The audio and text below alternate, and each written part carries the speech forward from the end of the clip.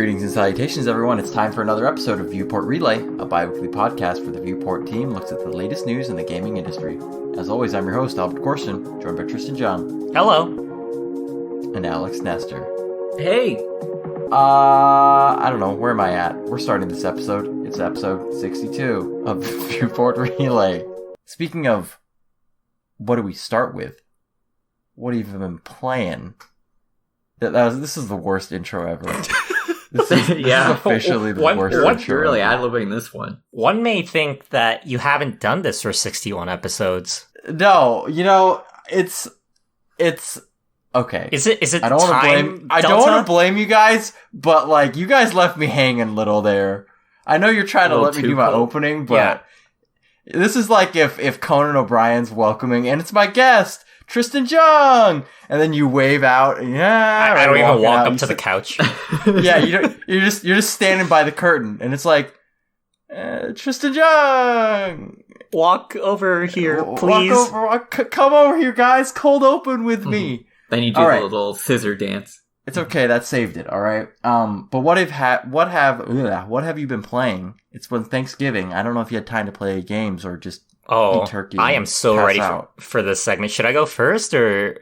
Nah, let me get my little molehill out of the way. Molehill?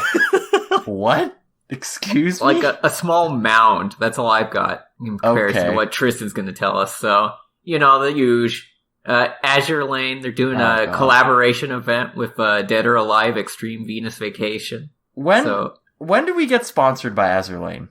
When does that happen? Not soon enough. I have to be almost a high level investor at this point, but they haven't sent me my certificate. What's one step down of a whale? Are you like a seal? I think so, because I only buy skins of the boats I really like. Okay. So I don't just buy out them all. So, I have standards, is what I'm saying. I like it. And then other than that, typical Final Fantasy 14, prepping for 5.4, getting ready for that. And yeah, that's really the primary stuff. Then some more Yakuza on the side. Been taking that one nice and slow. Good. Oh, I'm surprised you didn't just blast through it. Well, I think the large thing was back when I did Kiwami 2, I was doing the review, so I had to get it done really, really fast. So I had to just rush through all the side content almost immediately. And it just felt like I was just missing everything almost in a way. So I just want to take my time, take it nice and easy. And it's been enjoyable. Slow burn ride. Well, before we get to Tristan right here, I will say, I don't know how you're going to fit in that Final Fantasy content when Warhammer DLC comes out. Oh, I know. I'm so looking forward to those Wood Elves. Man. And then Cyberpunk comes out on Thursday. So yeah. I think I'll be able to hold back a little bit on Cyberpunk. I think I'll let it, rest on the side. I'm not like the type who's just so hyped for it. I think this is going to be the best game ever. I think we were just talking about this right before. We're going to be talking about it on the Tuesday after in our next podcast. So all right, I better be at least playing a half hour of it. Whenever I go home to my parents' place, I have a laptop that has a souped down 1060, but it can't play the latest and greatest, right? So unfortunately, when I go home for Christmas, I will not be enjoying Cyberpunk, but I have my Switch. And so I've been eyeing it for a couple weeks, but I didn't pick it up because I knew I could play it during the Thanksgiving couple days I was home. And I bought the Kingdom Hearts Memories of Melody rhythm game. Oh, yeah. How is that? It's not too difficult. The hardest difficulty of the songs is Proud Mode. Of course. What? Kingdom Hearts, right? Well, that's the Proud. Kingdom Hearts difficulty is easy, normal, and proud, right? Oh, I see. For all their games. Yep. So I could play easy song. I played 3 easy songs, and then I moved on to normal, and I played 7 or 8 normal songs, and then I pretty much played the rest of the game on proud. It's it's like a Japanese rhythm game where the hardest difficulty is 15, right? Mm-hmm. So I could start playing 15 after an hour and a half of playing. Wow. It's pretty. Some of the mechanics are pretty unique. But I'm not going to delve into my review of the game right now. But the funniest thing, and I told Alex, and you guys know about this, but it's like a $60 game, and I beat it in like 10 hours. I was like, wow, okay, $60 for a rhythm game. That's yikes, right? That's quite a bit for a rhythm game. Like I played probably 30 hours of Groove Coaster like last year, and that game cost 60, but that has way more songs in it. This one, did have I think like 90 songs in it, so pretty good. But either way, I get to the last level before the last boss, and it's like, you will not be able to save the game until you complete like the next series of events. I was like, what? I was like, this is a rhythm game. Is it going to be like multiple songs in a row? And then I'm treated to a 15-minute cutscene continuing the story of Kingdom Hearts 3, followed by a boss battle, followed by 30-minute long cutscene continuing the story. And it's so Tetsuya Nomura to put 45 minutes of story in a 10-hour spin-off rhythm game at the end. That's just amazing. How many systems at this point do you have to own to get the full Kingdom Hearts experience? The full story. The only console you don't need to own is an Xbox. That's the only one you don't need to own. Isn't it like Xbox plus Switch or PS4 plus Switch at this point? Because Xbox and PS4 got the Kingdom Hearts? Yeah, collection, or this didn't game they? Specifically. I mean, the entire Kingdom Hearts lore. Yeah, you can play it all on Xbox, but there haven't been any, like, exclusive games, right? Because I remember there was Birth by Sleep, right? I don't want to delve into Kingdom Hearts lore too much to get to Tristan, but Birth by Sleep was a PSP-only game, right? And then it eventually came out in the collection. Chain of Memories, way back when, was a Game Boy Advance game, right? Mm-hmm. And then 365 or 358 over 2 days was a DS game, right? So it's like weird flip-flop between Sony and Nintendo and their handhelds and their consoles, and I think Nomura's in cahoots with both these companies. I have a question. I know maybe I'm skipping the news here. Should I just wait until then, or I was... You decide. When? I was basically going to say, do you think the new World Ends With You will have some Kingdom Hearts Easter egg? Because that's also designed by Nomura. Or at least the first one was. I could see it having like a little graffiti on a wall. I could see that. Something like that. Keyblade or something. Mm-hmm. Yeah. Whatever Disney will allow them to have. I think they can use Keyblade. I don't know how far of the IP that that are Square Enix made, like Sora, right? That like Disney has control of. Yeah, but how much does the mouse own? Everything. But does he own Tristan Jung's What Has He Been Playing? No, because I didn't touch a single Disney game. Or even a Square Enix game. I'm breaking my promise of finishing Final Fantasy VII Remake before Game Awards. No. Wait, you didn't say that. You said before Kojima. Oh, are you saying Kojima? Okay. Oh, do I know something? Insider info? Did Keeley give top secret? I'm cutting all of this out.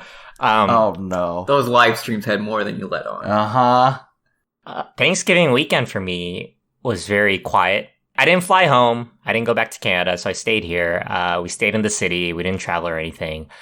And I decided, hey, I want to play some Uncharted. So I played through Uncharted 1 up until the second hour of Uncharted 4 during that entire weekend. Okay. Let me say something. Mm-hmm. The entire Wednesday, Thursday, Friday of Thanksgiving week. Yep. You were not on Discord. Uh-huh. And I was like, Tristan said he wasn't going anywhere. He's up to something. I'm telling you, I was just sitting on my couch playing Nolan North's masterpiece for 4 days straight. Oh, man. Honestly, story aged well. It's a lot of fun. Gameplay, I don't like cover shooters. I think I'm pretty bad at them in general, too. So, did not enjoy it as much, but at this point, I'm too committed. I got to finish 4 at some point. So, let's see what happens. Did you play on a PS4? Is the Uncharted collection one of the PS collection games you get on PS5? Well, here's the thing. I bought PS Plus collection, or subscribed to PS Plus, and that comes with Uncharted 4, and I want to play it because I haven't played it before. And I was like, yes. Maybe I should go through the first 3 first to see if there's some story connections. So you can buy any PS4 game on your PS5, right? So I ended up just buying the Nathan Drake collection, And then I started to play through that. Nice. But that's not all. There's a... Oh, no. I think Can I guess? Yeah. Can I guess? What? You said you bought PS Plus. You played Bug Snacks, didn't you? No, of course not. That was the only game Uncharted was the only game I touched. I guess I kind of started Devil May Cry 5. I haven't gone back to it yet, and I'm sure Alex is super disappointed you said already. You're bad at it, right? No, he said there's too many cutscenes. Meanwhile, Buddy, I got the game for you. It's called Kingdom Hearts 3. Yeah. After he played Uncharted. No, so on Sunday I was a little burnt out on Uncharted. Playing 8 hours a day for like 3-4 days straight does that to you. So I went back to Uncharted. Yeah. I went back to my computer. I was playing a little bit of CSGO, sure, whatever. I played a couple rounds of League. But then I was like, I really want to play poker. And this was kind of fueled by Eris playing Prominence Poker on stream. And I was like, I really want to play that game. Yeah. So I played that for a couple hours. And then I got really bored. I was like, I want to play some chess. So I went to chess.com and started playing chess. So it was a really weird end to the Thanksgiving weekend. No, I was like going through the lessons because I'm really bad at chess. Oh, did you win in poker? Yeah. Nice. So that's what I've been playing. Hopefully that's you gonna send Huh? You gonna send those winnings straight to Wall Street Bets? It's not even real money. Tesla. That's real poker right there. Anyways, that's what I've been playing. That's a lot of games. Yeah. Chester, why are you constantly bored? I think that's just me in a nutshell. If I'm not doing something, I'm just bored. I forget what we did, and we'll go into the news right after this, but I remember I asked a question on Implore the Ore, I think it was, where I asked if you'd rather play a new game or something familiar, and I forget what you answered. I think you said something familiar. Yeah, but the thing is, I get, like, burnt out on it. A man can only play League for so long before he just kind of leagued out. You've been playing that game for, like, 7 years. Yeah, you've held in there. Yeah. Alex took, like, a 7-year break before coming back. And then I played, like, 3 games, and I was like, wow, I'm trash at this. I haven't been able to face it again. You got laddering or Q anxiety. Yep, Q anxiety to the max. It's like tank anxiety or healer anxiety. Nah, I don't have that. Speaking of I'm a masterful tank. Go ahead. Speaking of FF14, I did take that off my start menu last week. Wait, why? I guess you didn't see my comment. I also changed the status of it to finished in my game tracker spreadsheet. I just can't go back to it. Why do you have such a grudge against this game? There are so many Final Fantasy people that are like, I'm done with this game. It's not, it's like, I think, why can't you just like come back when it's, why do you have to be done with it? There's a group of us recently. So I don't want to get too deep into it. I'll keep it short. But the static that I subbed in, a bunch of us just like stopped. We're like, we don't want to do this. So all of us like unsubbed and stopped playing. Is it the gear treadmill? I think part of it's that. I think the other part is just, I don't know, kind of gets repetitive after a while. Like, I got really deep into it for a little bit, right? And it's kind of the same thing over and over again. It's true. But, you know, some people would say if you liked it one time, maybe you'll like it a year later. Nobody says that. But I say that. Yoshi P says that, I think. Anyways, it's time for the news. All right, let's get into the news. Where are we at first? We are at Marvel's Avengers has not recouped its development costs yet. Yet? As if, like, it's ever going to? Question mark? I mean, you leave a game out there long enough, right? I told this to, was it you, Tris? Or I was like, you put that game on 75% off. It'll sell a lot of copies. Do we post-mortem this? Is that what we call this? A post-mortem? What went wrong with this game? Yeah, it's gonna be at GDC, like, next year, probably. Oh, no. So what's the Viewport post-mortem, then? I don't know. First of all, none of us have played this game, right? Yeah. I watched a bit of it, and I guess, to me, it felt like it had a lot of the same syndrome of, like, a a game like Anthem. Remember Anthem, guys? Oh. That's on Game Pass Ultimate, by the way. You have this, like, loot and grind type team game, but then there's not really a whole lot of, like, end game content. It's just like a lot of recycle stuff over and over again. So you just kind of run out of stuff to do and you get bored and you stop playing. And yeah, this game just doesn't really have a whole lot to it other than maybe the story if you want to play that. I think I was thinking about it from even like top of funnel, like getting into the game. I feel like there's two groups of gamers. One who cares about like MCU Marvel, which is me. And I just got turned off because everyone looks like a discount version of themselves from the MCU actors. And then the other, like maybe the comic book fans who are just like, I'll play it. I'm pretty sure I've angered so many people by this segregation. But I heard the game just didn't run well, right? Like that was a huge issue. Yeah, there were a number of bugs and there were performance issues on launch. I think they might have at least fixed those. But yeah, it had a lot of bugs and things that would just kind of crash the game or make it a soft lock. So I just feel like... I've heard... go ahead. I feel like either people were funded or they like told their friends not to get it. And that probably had a bigger impact on it as well. Because are there microtransactions in this game? I'm not sure, but I was going to talk about the third nail in the coffin. Uh-huh. And that was, this game took and we don't know when it started development. I do know that, Crystal Dynamics' last game was Shadow of the Tomb Raider in 2015, right? No, that was 2018. No, so that one was actually not made by Crystal Dynamics. That one was made by Eidos Montreal. Oh. So Crystal Dynamics, their last game that they actually made was the 2015, the sequel. Was that Rise of the Tomb Raider? Yeah, that was Rise.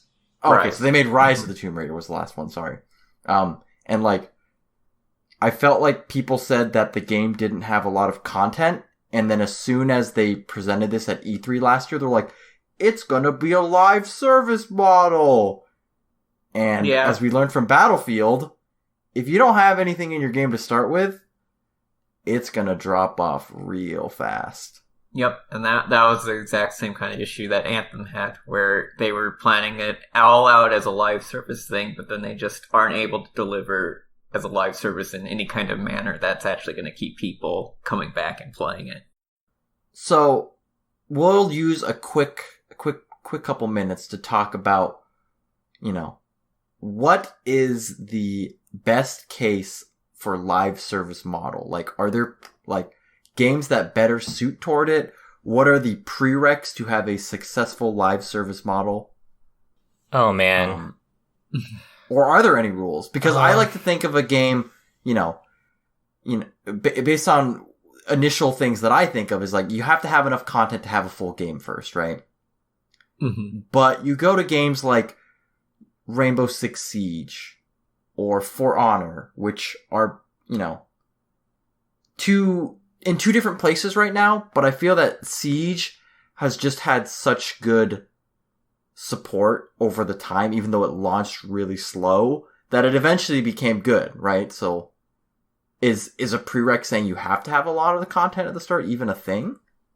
I was even thinking outside of that. This whole... Okay. No, let's start with your point. So the question was around, should there...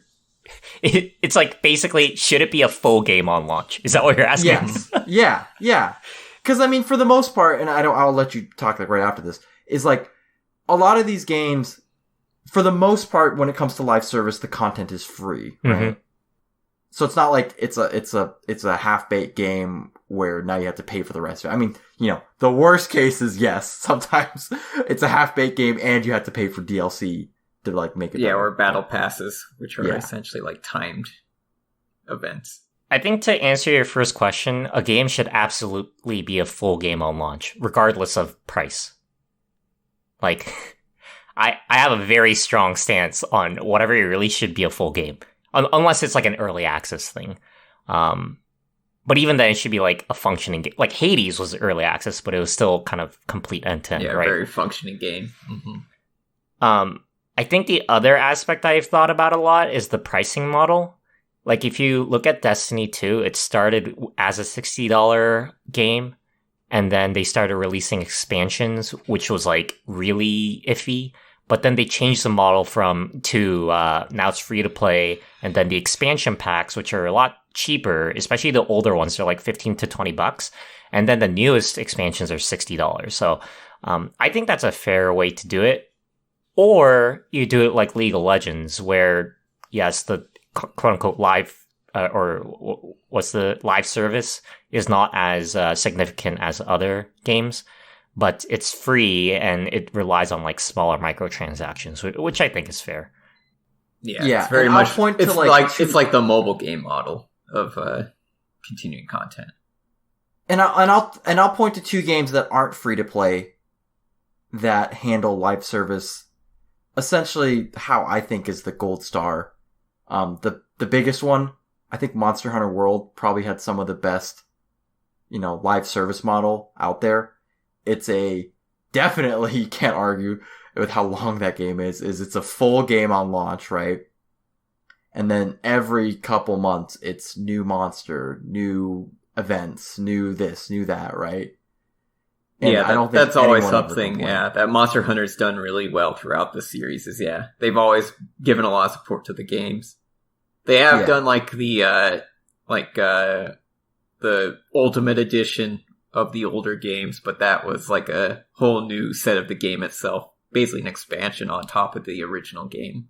So it's like a even larger amount of content to the game. Like, and I just noticed this right now. Here's a red flag at in a trailer or at an E3 for your game. If you're spending more than 1 minute or more than 30 seconds talking about future content, red flag right there. If the bulk of your presentation is the different types of special editions and what it comes with. Well, I mean, not even that, right? Like, sure, if you want, but it's like, if you're like, and this will all go to your EXP thing, and over the next blah, blah, blah, we'll be updating our game for new content, and you can get new this and new that. It's like, okay, to be fair, didn't Smash really reveal Battle Fighter Pass around launch time or something? Yeah, that's a little, I mean, they said it was, but was that the 1 minute, right? I think they just said there's gonna be 6 new DLC. And I feel like a fighting game is a little different than a story-based... Okay, that's a Nintendo Pass. Action. Well, I was gonna give... Well, think of like Tekken also. You had like a full roster starting out, and then they just expanded it with all the new and old fighters. Yeah, I want to subside it with like, was Smash a full game at launch? And yes. So like, does it matter that they talked about that?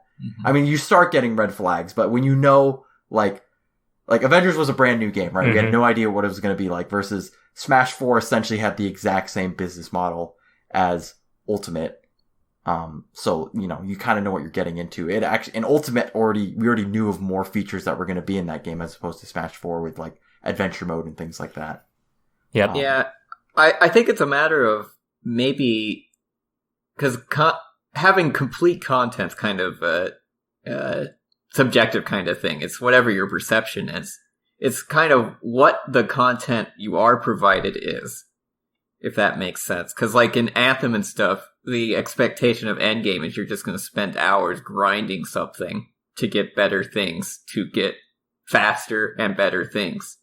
That's just kind of how it is.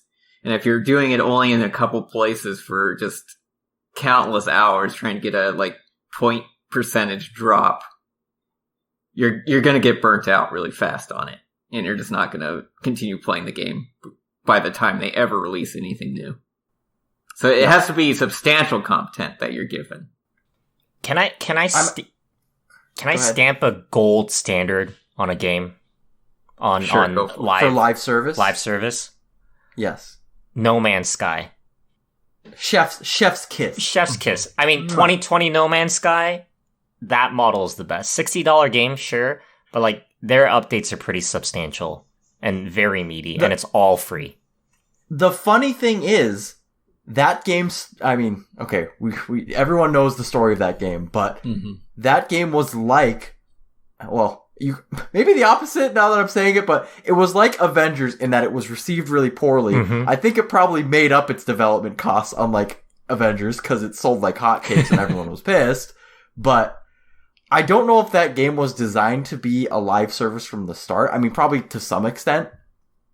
But I feel like part of the passion that fueled the dev team was like, no, like, you guys are saying we scammed you, you know, we don't have content, but really, like, we're going to keep working hard to show you, like, what we actually wanted. Yeah.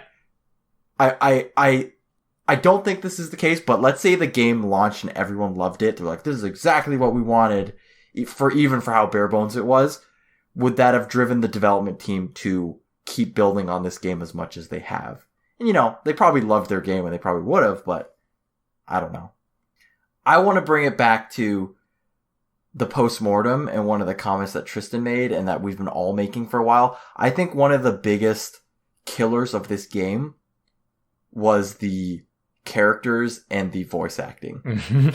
Like, I don't know if you guys have seen the movie, like, and I made this joke when it got launched, but like Spaceballs, where it's like, those aren't the real actors, those are their stunt doubles, right? It's like, no one buys an Avengers game to not play like what we've been seeing in the MCU for the past decade. Right.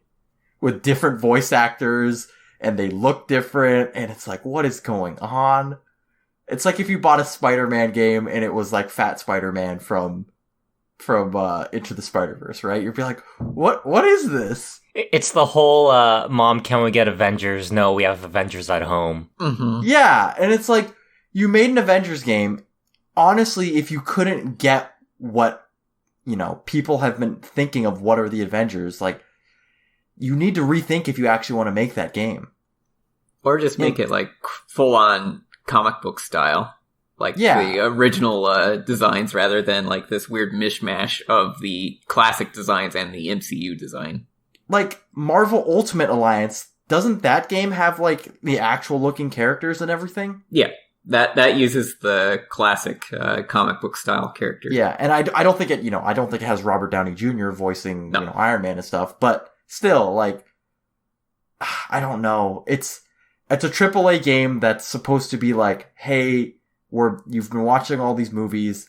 This is supposed to, you know, I don't know if they said this in their marketing at all, but as a consumer, I expect, you know, like, relive the experience of the movies in the game.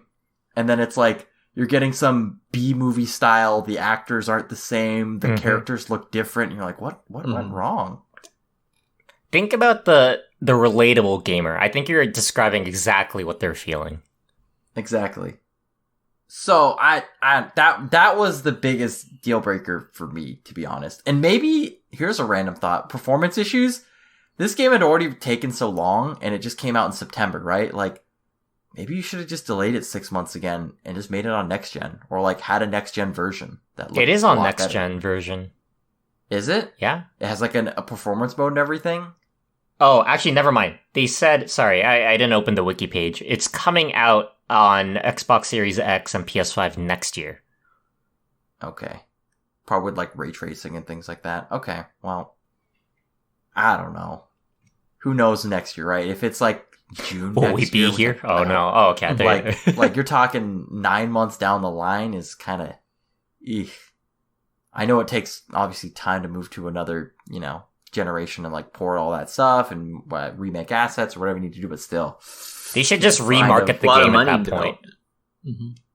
Yeah, like lackluster launch kind of. And honestly, I need to look it up again. But there weren't many games launching in this window, right? It's not like it got cannibalized by like Call of Duty or Cyberpunk. Wasteland 3. Nope. Dude. Nope. Fall Guys. August 3rd. The $20 really draining our wallets. August 3rd, though. Wait. Hold up. I mean... So I don't know. It took a bit of time for that to ramp up. Tony Hawk Pro Skater 1 and 2, same day. The nostalgia. Yeah. Totally them. I don't know. So in general, I don't know. A lot of things I think went wrong with this, and I think they'll make up their development costs. I'm just worried of Crystal Dynamics, their future as a studio, right? I think they'll be fine, but they've had quality titles, and I don't want to see them Square Enix just cast them aside now that they've had one flop or something like that. Yeah, it's kind of unfortunate because a lot of the studios, third parties under Square Enix, have seemed to have kind of floundered a little bit on certain titles below the Overlord's expectations, which kind of ties into the next studio we'll be talking about. I just want to say one last thing. I'm trying to remember the whole marketing. And I remember it was a bunch of teasers and people really got excited. And I feel like going back to what Albert said, that basically made it even worse. Didn't we talk about it for years? We're like, E3 2018, are we going to see the Avengers game? Right? Yeah. And then the year before, are we going to see the Avengers game? And I don't know if it got killed by it, but it felt like it was the Square Enix 2019 press conference felt like the Final Fantasy VII Remake press conference plus bonus act Avengers at the end, just tagged on. I can't believe Game Informer still gave it a 9. Is that one of the highest from a big outlet like that? It looks to be, yeah. What was can you get the review score for me? Do you have the review score of that game? It's 68. Yeah, that's a little on the low side. Yeah. And normally when you say we spent 5 years to make a game, right? You don't want a 68. We say 5 years to make a game, that it could have been 2 years and they had to scrap everything, but it's still just ouch. I think what we're asking for is that post-mortem that Albert's been saying. Just give us all the deets. Spill the beans. What happened? Spill the beans. What happened? When did Robert Downey Jr. say he didn't want to be in your dumb video game? And then they got Troy Baker instead. Hey, they tried their best, Alex. Okay? And Nolan North. Isn't he also Tristan, come on. Don't you want to play this game now? Yeah. My favorite people. Mm-hmm. Yeah. All right. Nolan North and Troy Baker are on this, along with Laura Bailey. Oh, that's right. Yeah, Nolan North and Troy Baker are reverse typecast in this, I feel. Because Troy is the Doctor, Bruce Banner, right? Yeah. And for whatever reason, Nolan North is the wisecracking Iron Man, Tony Stark. I don't know. This, I feel like at the very least they've had some lessons learned, or at least a little warning out there to other game development studios where it's just because you have a big name attached to your title doesn't mean it's going to sell well. All right, we're going to go into some notable news. We just have 2 little headlines today. I think this is our 3rd time we've brought it up, but we have to bring it up every time because it's poopy news. There was a Big House Smash Brothers Melee tournament that was, since it's all COVID, had to use a emulated version of Super Smash Bros. Melee because obviously it was a GameCube game and you can't play that game actually online. And essentially Nintendo shut that tournament down due to cease and desist because they did not, Nintendo hates emulators. Which is understandable, since it is a ROM that's not technically owned by people. Yeah. Unless you get everyone in the tournament to be here's a picture of me with my physical here's me with my Melee, disc smiling. Which probably, all of them probably most of them would own it at least, I imagine at this point. But still, unfortunate to see players of this caliber trying to at least do something while we're in, coronavirus stay-at-home mode. And Nintendo's nope. Yeah, I guess well, I don't know if they do. That is weird. If they don't do it for money, can they still just stream it for fun? No, because I think that's the streaming that's the problem. Yeah, because they don't want to advertise. Have to play it all offline. Yeah, the Disney model. It's like if you own the game, Alex, right? But if you stream it, remember a couple years ago, places would give you DMCA notices because it's that's our game and you're not allowed to stream it, even though that makes sense. Yeah, that's unfortunate. Wasn't it Atlas that did that, right, with Persona? Oh my god. Alice always does weird rules with what you can and cannot record with Persona games. They did that for Persona 4 and 5. I think there was an article a couple months ago where some journalist was saying that streamers should pay publishers to be able to stream games or something. I remember that. Oh my god. That's like the TV companies should pay advertisers in order to endorse their products. Yeah. Question mark? It's like, what? I think in general, sure, I think Nintendo has full right to do this. I just kind of wish they provided a solution or an alternative. Because like you said, it's like kind of hard to do something in person unless they just straight up don't care about Melee at all at this point. I think that's a big thing, over the actually. past decade, that's pretty much been Nintendo's stance on Melee. Yeah, I don't know. I'm just talking out of my rear at this point, but I feel like Sakurai is the kind of guy who just kind of moves on. He sees Ultimate as basically his big project. He doesn't think Melee's his best work anymore. I don't even know if this goes to a Sakurai thing, right? Maybe, yeah. I imagine he probably had some input at least to. Yeah, I'm sure kind he of likes what seeing, his old vision games of that the he's series made. is and what he believes should be the kind of path forward for it. Yeah. I'm sure Sakurai's not happy, really, right? That they're shutting these things down. Yeah, he's not like smiling and clapping. Yeah, but that's one of those things studio where or whatever, he's like, yeah. well, Nintendo has IP and they need to protect it, even though it's kind of a dumb thing. But I don't want to get into legal stuff. This is a financial podcast. Lawyers. Yeah. This is a podcast where we talk about finance and get excited over things, and then they don't pan out. Deathloop. I'm still looking at it. What's gonna happen? Well, it's gonna have live service. Live service game. All right, next notable news, we have a new The World Ends With You game. I'm gonna be honest. I kind of just skimmed over the trailer, and I was like, I remember the original game, and I never played it. I definitely remember the original game too, and I never played it. Tristan, do you make it 3 for 3? I played about an hour of it. Ah, he broke the streak. I don't know. The gameplay of it doesn't really pique my interest, if you know what I mean. Yeah, I'm gonna have to play it because it's gonna show up in Kingdom Hearts. So yeah,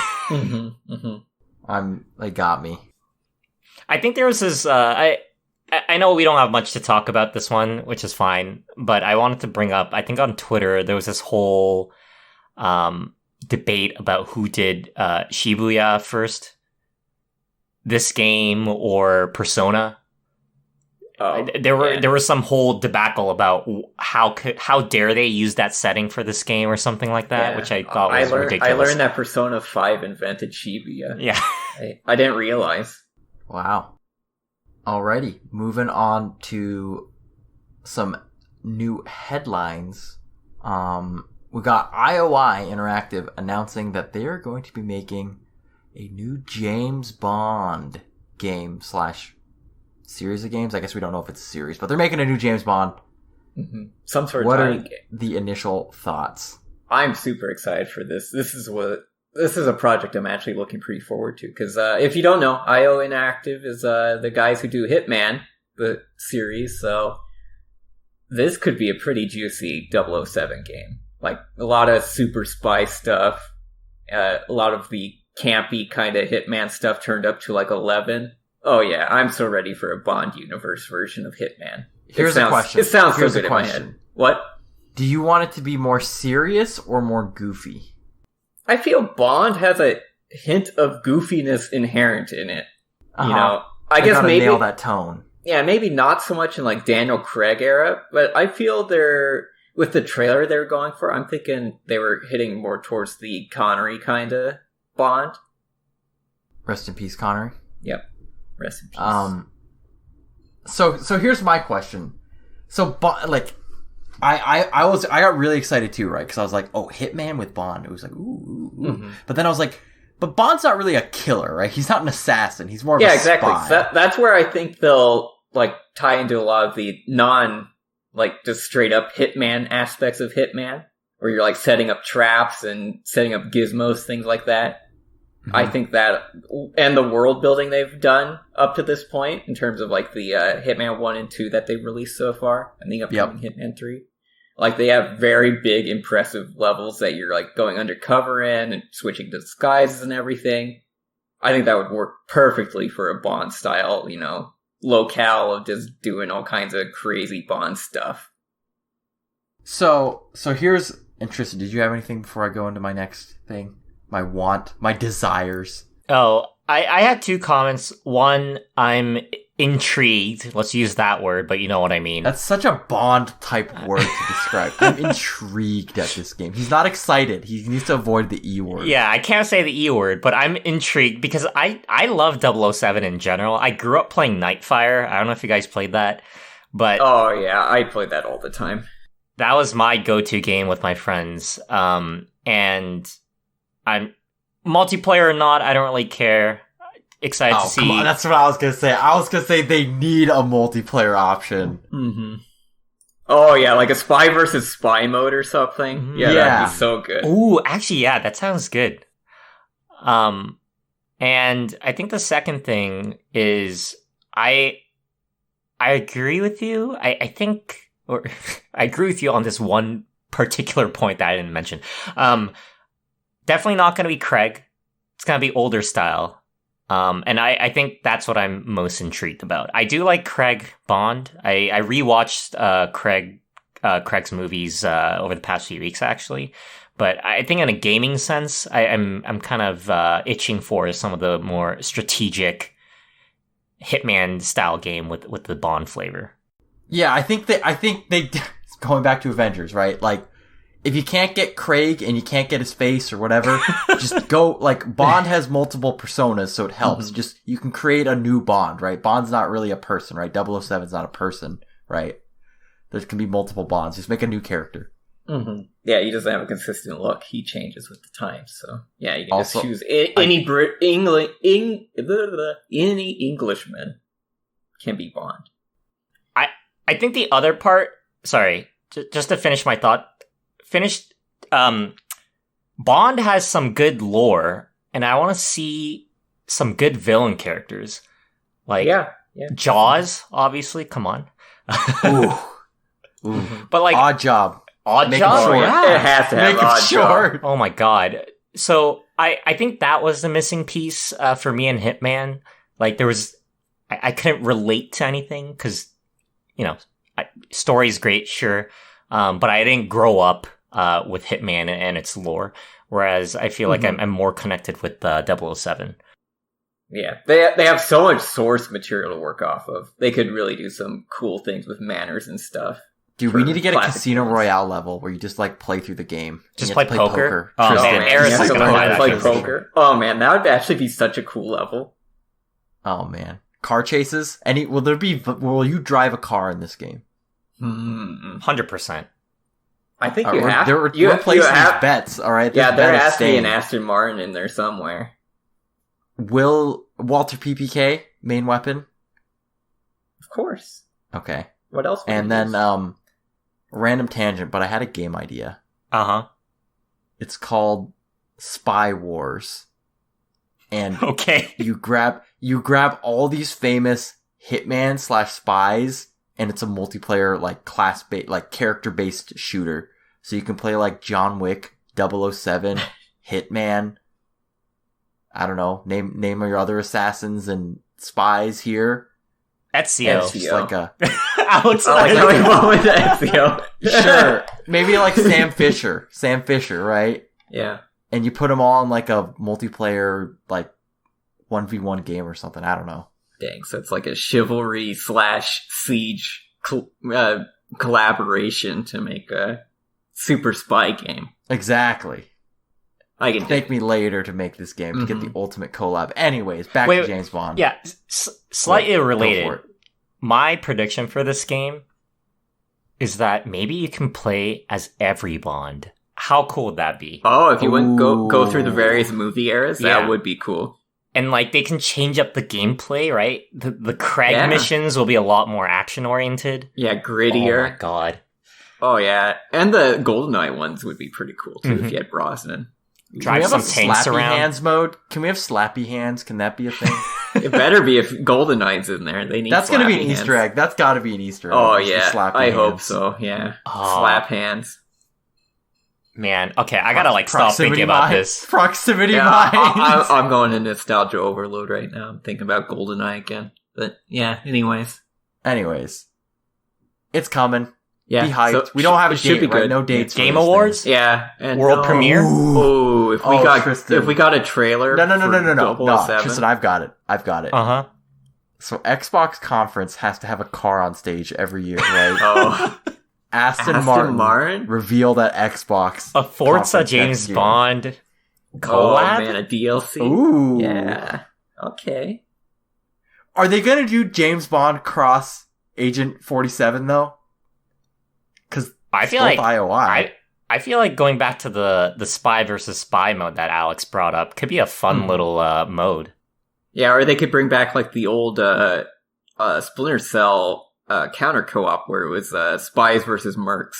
And so obviously one team was the two spies, and then the other team was the mercenaries who were trying to hunt down the spies while Can they we tried get to do their mission. Random So request. that'd be now fun that too. now that you're like bringing up hunting, Mhm.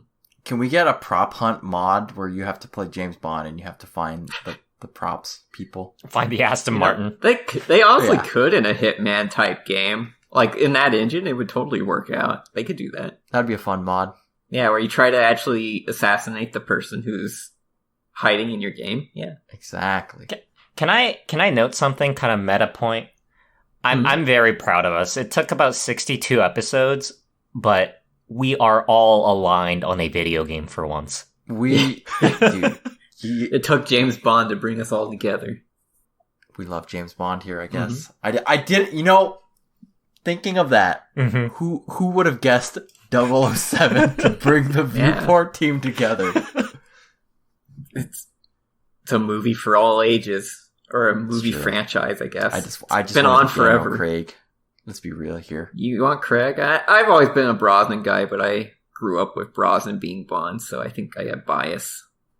I'm more. We're going a little off topic, but I'll end it with I'm the reason why I'm more of a Craig guy is because I feel like the later James Bond went more like how the Nolan Batman films were, and they went like serious and adult. Yeah, Things where like that. Bond was much more flawed as a character, other than just a womanizer. Here's a random thing: are they gonna do like speech, like dialogue things, like make it Deus Exy, where you gotta like talk to people and I manipulate? imagine there has to be some monologuing done in the game. All right, They'll probably have some conversations. Next thing, dude, my brain's just exploding with ideas right now. What if you can like get like upgrade points, and every time you finish a mission, you go back to Q and you get to like design custom gadgets and things. Oh, to help I you think out. that's absolutely going to be something, because that's basically what the system is in the newer Hitman games. Is you basically complete goals and tasks, and you'll get new gadgets and things. So yeah, perfect. that'll totally be part of it. Perfect. If they do it the same way. All right. Any closing thoughts on James Bond? I'm more excited coming out of this than I was coming into this segment. Yeah, same. I thought we were going to spend like 2 minutes on it. Nah, man. I didn't realize how much I love 007, but yeah, the idea of IO Interactive doing one is just fantastic to me. I couldn't probably think of a better studio right now to do it. We're moving into the last story for today, which is the PS5 activity system, which Tristan and I actually touched on during our next-gen console, I don't know, reviews and reactions. What do you want to call it, Tristan? Last episode. Talking about next gen. We're talking about this gen. Talking about this gen. The current Not next gen now. anymore. Mm-hmm. It's last gen. It came out last week. It's old. It's Oh, old yeah. news. So I saw two articles. I saw there's the Vice article that talks about how essentially, it is really good at saving your time because, now you can jump, if you're an achievement hunter, you can jump to achievements. If you're trying to get to a certain like zone or place in a world, you can instant teleport or whatever. And then I saw another one that said that when Sony was designing the system, they thought it was like one of the huge things that they're going to be adding with the PS5. And at least from what I said last episode, just to recap, like maybe I had a bad impression of it, but I was halfway through a level and I clicked on it and I didn't know what it was doing. And it was like, are you sure you want to do this? And I was like, yeah. Cause I thought it would like take me to the trophy so I could see my trophies for the game. Yep. And then it just teleported me to that world and I lost all my progress. I think it was on Astrobot Playroom. Yeah. Astro Playroom. Yeah. Yeah. Have you used this yet at all, Tristan, on your PS5?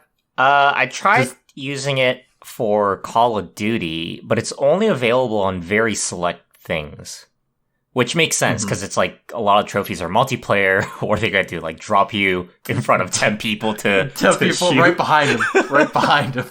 And then these things as well, they just kind of play a video for you even, if you want it to, right? Am I thinking of the right feature? Yeah, there's like tips.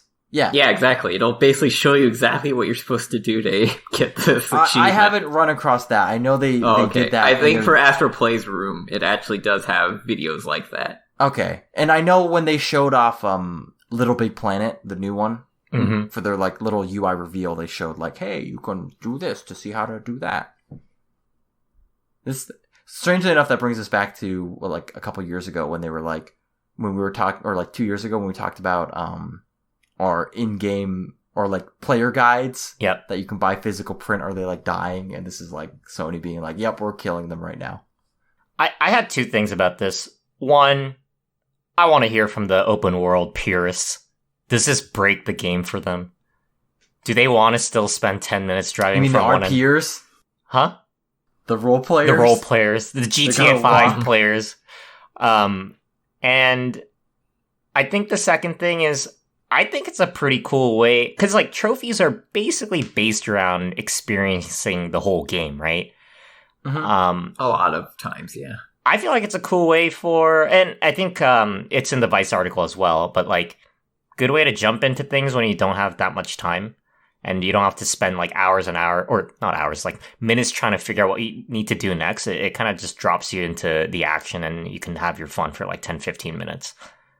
Yeah, I think it's like the natural evolution of like searching up a YouTube video on your phone or going to the game FAQs for us boomers out there, reading where to find the next collectible is. Instead, you just get the video right there on demand if you need it, or a picture, or the teleport, right? Where it's like go do this level in 5 minutes, right? There's like a achievement for like speed. Yeah, the time trial, like Crash Bandicoot or something, where it's like. I mean, maybe that's not as big as a time saver because all of it's doing is it's helping you.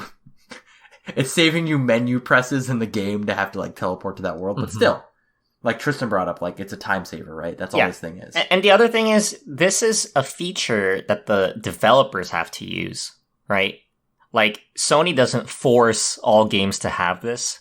Developers can put it on certain trophies.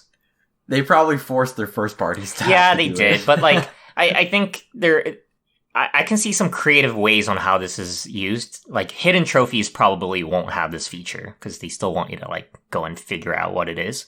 But I think it might create a good balance between exploration and just getting things done. Is this just gonna feed people's addictions that are completionists and like have to do everything? And now it's like, now we've built a feature so you can more obsess about completing things. I guess so. I can see some trolly devs making the play button do something not intended. Interesting. We're getting a view into Tristan's mind of what he would do. If I was a game dev. Yep. You'd be like the last achievement and teleport them to a room that just plays like never gonna give you up. Deletes like their that. save. You press play, it like locks you out of that trophy forever. You gotta get a new disc. It's like tied to the disc or something. Oh man. Maybe there'll be a trophy for not using the activity system. Oh god. That'd and it's be like so a hidden good. one. Oh my god. Yeah, exactly. And as soon as you use it, you're done. Yeah. Count is finished. You gotta make a new one. It's like the Stanley Parable achievement that's don't play the game for 5 years. I'm close. Are you really? I think so. I played it. Yeah, Does that mean it resets to 0 or like? Yeah, it do I have resets to buy 0. the I think game you have to literally? wait 5 years and then boot up the game afterwards. Okay. I'm on track. Where's my activity? Where can I jump to that? It just fast forwards you. It's like a time travel. Oh god. That's the real Easter egg. Alrighty. Anything else, lads?